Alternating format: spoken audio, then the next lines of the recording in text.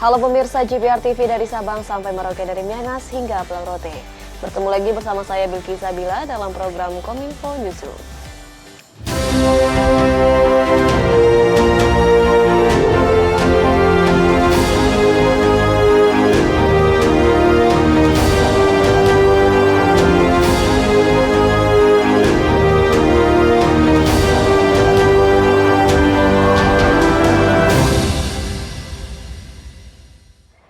Inilah Kominfo Newsroom selengkapnya. Pemirsa, program pelatihan Digital Leadership Academy segera dibuka Februari mendatang. Kepala Balitbang SDM Kementerian Kominfo, Hari Budiarto, menyatakan tidak hanya Digital Leadership Academy, namun Kominfo juga mempunyai pelatihan Digital Talent Scholarship.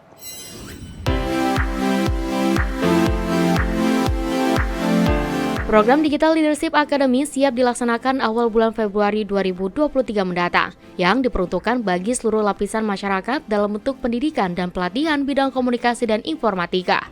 Dengan menyediakan pelatihan bagi seluruh pimpinan pemerintah pusat, daerah, BUMN, BUMD, pihak swasta, dan founder-founder startup digital ekosistem, program DLA ini juga telah bekerjasama dengan 8 universitas internasional, seperti National University of Singapore, Harvard University, Oxford University, dan tahun ini sedang menjajaki untuk bekerja sama dengan Stanford University. Kepala Balitbang SDM Kementerian Kominfo, Hari Budiarto, dalam konferensi pers program penyediaan talenta digital Kominfo menyebut, selain program DLA, Kominfo juga mempunyai pelatihan Digital Talent Scholarship yang memiliki 7 akademi diperuntukkan bagi para profesional yang bekerja minimal 2 tahun, lulusan perguruan tinggi dan para mahasiswa.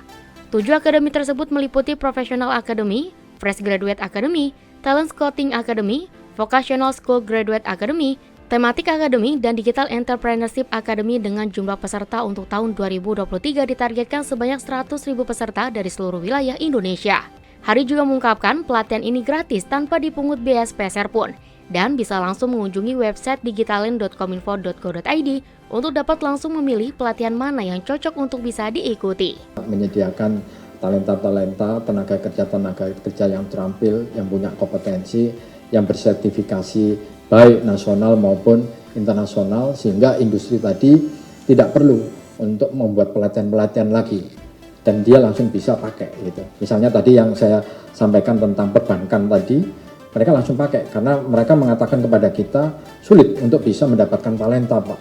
Kami membutuhkan biaya yang cukup tinggi untuk melatih mereka, dan kadang-kadang setelah pelatihan atau 1 tahun 2 tahun mereka berhenti untuk pindah pekerjaan. Makanya kami yang melatih, ya, Anda yang menggunakan talenta ini. Kementerian Pendayagunaan Aparatur Negara dan Reformasi Birokrasi menetapkan 4 arah kebijakan pengadaan aparatur sipil negara pada tahun 2023, termasuk untuk kategori CPNS maupun PPPK. Terkait dengan formasi, Menteri Pan-RB Abdullah Anas menekankan, pemerintah masih fokus dengan pemenuhan kebutuhan tenaga kesehatan dan juga tenaga pendidikan.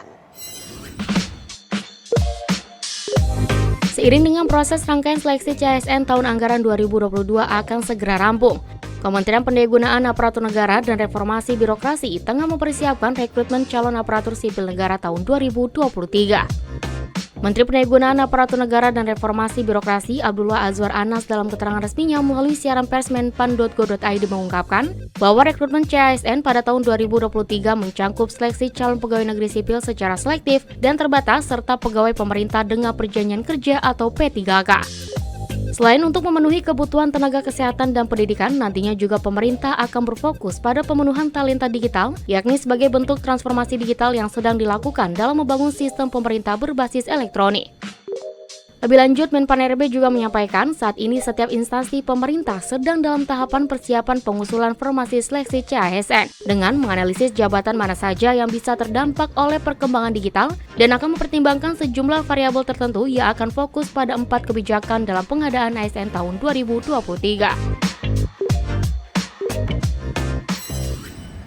Sementara itu pemirsa, penipuan berbasis digital kini makin marak terjadi di Indonesia dan sudah berhasil menjaring banyak korban. Direktur Jenderal Aplikasi Informatika Kementerian Kominfo, Samuel Abrijani, meminta kepada masyarakat untuk mewaspadai ragam modus penipuan online yang terjadi di ruang digital.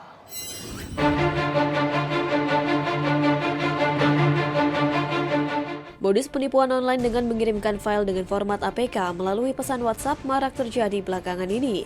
Penipu mengirimkan file APK berpura-pura sebagai resi kurir hingga file undangan. Apabila korban mengklik tautan tersebut, maka rekening saldo akan dapat dicuri. File yang dikirimkan dalam ekstensi APK ini merupakan aplikasi berbahaya yang dapat mencuri data pribadi di ponsel yang dapat digunakan oleh pelaku untuk mengambil alih dan menguras saldo rekening korban. Dikutip dari laman Instagram @ojkindonesia menjelaskan bahwa modus penipuan tersebut disebut dengan modus sniffing. Sniffing adalah tindak kejahatan penyerapan oleh peretas atau hacker yang dilakukan untuk menggunakan jaringan internet. Tujuan utama dari modus sniffing adalah untuk mencuri data dan informasi penting dari pemilik ponsel untuk melakukan penipuan dan pendapatan data-data penting lainnya dari pengguna.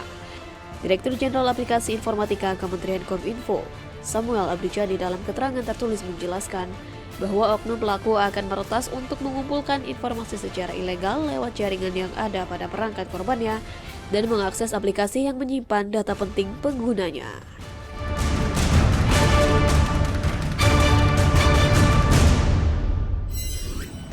Informasi lainnya pemirsa, Menparekraf Sandiaga Uno menyebut persiapan KTT ASEAN di Labuan Bajo sudah hampir rampung.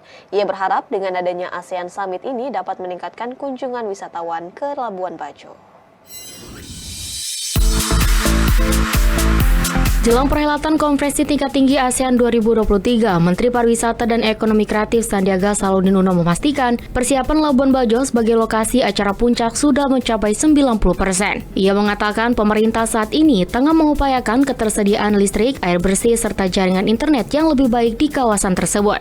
Dalam rapat terbatas antara Menparekraf dengan Presiden untuk lebih mendongkrak pariwisata Labuan Bajo, status Bandara Komodo ditingkatkan menjadi bandara internasional agar mampu menampung penerbangan dari Australia dan regional. Setelah dinyatakan siap, Presiden Joko Widodo akan meninjau langsung ke lokasi pada Maret 2023 mendatang.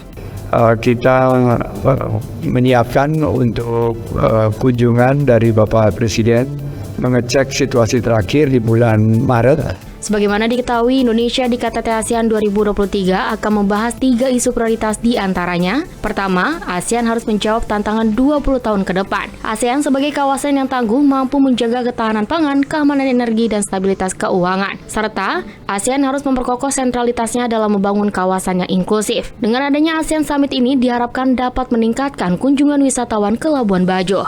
Tadi juga diusulkan agar Pelabuhan Komodo, Bandara Komodo ditambahkan menjadi bandara yang memiliki status internasional sehingga nanti akan bisa menampung penerbangan dari Australia dan penerbangan regional.